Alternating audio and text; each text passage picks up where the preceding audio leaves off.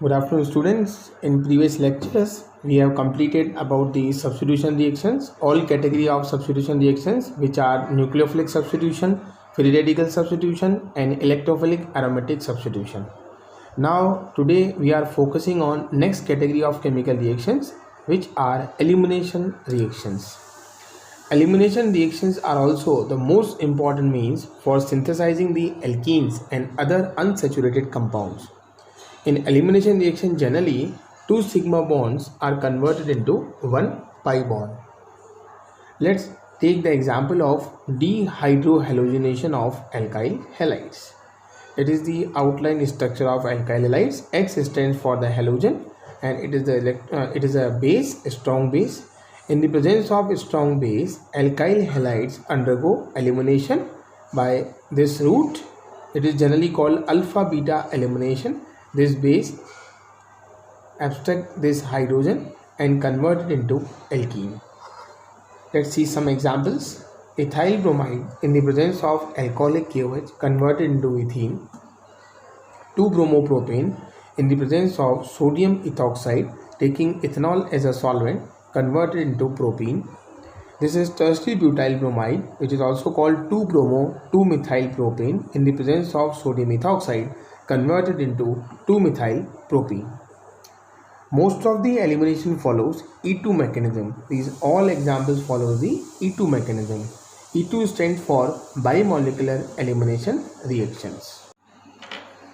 Now, what is the E2 mechanism? E2 stands for bimolecular elimination. See here, this is a strong base react with alkyl halide. Due to more electronegativity, this electron cloud shifted towards this halogen. Carbon acquire some partial positive charge. So, due to this partial positive charge, this carbon also acquire some positive charge. Hence, hydrogen having also some positive charge. This positively charged hydrogen react with the base. Base abstract this hydrogen and form this transition state. In this transition state, this state show the breaking of bond. This state show partial double bond character between carbon-carbon. This state show again breaking of bond, and this state show there is a making of bond between the base and hydrogen. And finally, in the fast step, the second step, there is a removal of halogen, removal of this base along with hydrogen, and the formation of alkene. So the rate law follows this mechanism. Rate law follows K concentration of base and concentration of haloalkane. Hence, the total order of reaction should be 2. So it is called bimolecular elimination reaction. Let's see. This is the key step of this reaction, transition state formation. In transition state of E2 reaction, there is some carbon-carbon double bond character. It means it is hereby noted that transition state has some double bond character. Hence, if more than one alkenes are formed, then more stable alkene will be formed in major amount. Means transition state favor the more stability of alkene. In previous classes, you know about the Z-Sev rule, in generally called Sedgwick rule. Z-Sev rule says whenever an elimination occurs to give the most stable, most highly substituted alkene. Let's see in following example. It is 2-bromobutane. In the presence of ethoxide ion, there is a possibility of elimination of this hydrogen as well as this hydrogen. Means route number A and route number B. If route A follows, the product will be 1-butene. But there is a bond formation between carbon-carbon here. If route number 2 follows, B follows, then the formation of double bond between this carbon and 2-butene will be formed. In this reaction, both products are formed. 2-butene will be in major amount and 1-butene will be in minor amount. It is the justification of Z-Sev rule because this alkene is more stable while this alkene is comparatively less stable. Note, stability of alkene depends upon the substitution on C double bond C. More is the substitution, more will be the stability of alkene. Let's see another example. This is ethoxide ion. This is 2-bromo-2-methyl-butane in the presence of 70 degrees Celsius, means high temperature, and ethanol as a solvent.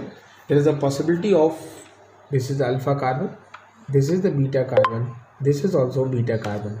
means there is a possibility of removal of this hydrogen as well as the possibility of removal of this hydrogen. So due to this, two products are formed. First one is 2-methyl-2-butene if this hydrogen is removed, 2-methyl-1-butene if this hydrogen is removed. Here again see, this is the more stable, this is the less stable because it is more substituted at double bond 1, 2 and 3, while here it is less substituted 1 and 2. So there is a 2 substitution, while here there is a 3 substitution. So in general, if more than one alkenes are formed, according to Zaitsev rule, more stable alkene will be that which has more substitution on double bond, and it will be the major product in the elimination reaction. But in some cases, formation of least substituted alkene is favorable if bulky bases या hindered bases are used. Bulky bases are also called hindered bases. If dehydrohalogenation with a bulky base such as potassium tertiary butoxide in tertiary butyl alcohol favors the formation of less substituted alkene. For example, if reactant is same, this is 2-bromo-2-methylbutane, it is also 2-bromo-2-methylbutane, but here we are using ethoxide ion, which is a smaller base, while here we are using the tertiary butoxide base.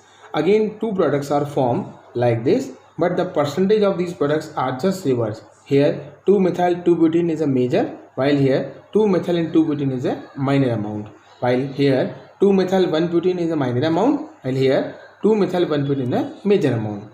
Means the formation of least substituted alkene will be favorable if we are using the bulky base.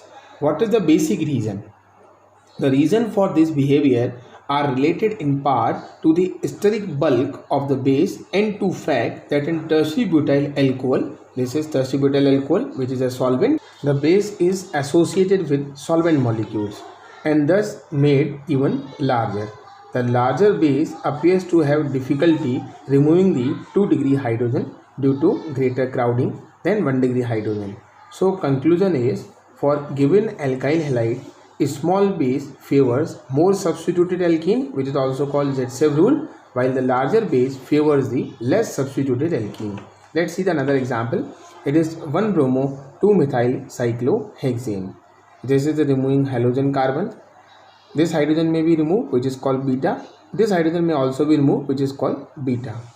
If we are using the ethoxide ion, which is a smaller base, two products are formed. This is 1-methyl cyclohexene. This is 3-methyl cyclohexene. Here, according to Zaitsev rule, this is the major alkene. This will be the minor alkene. If in place of ethoxide ion, if we are using the tertiary butoxide ion, larger base, products are same, but their amount just may be reverse. This is the major and this will be the minor amount.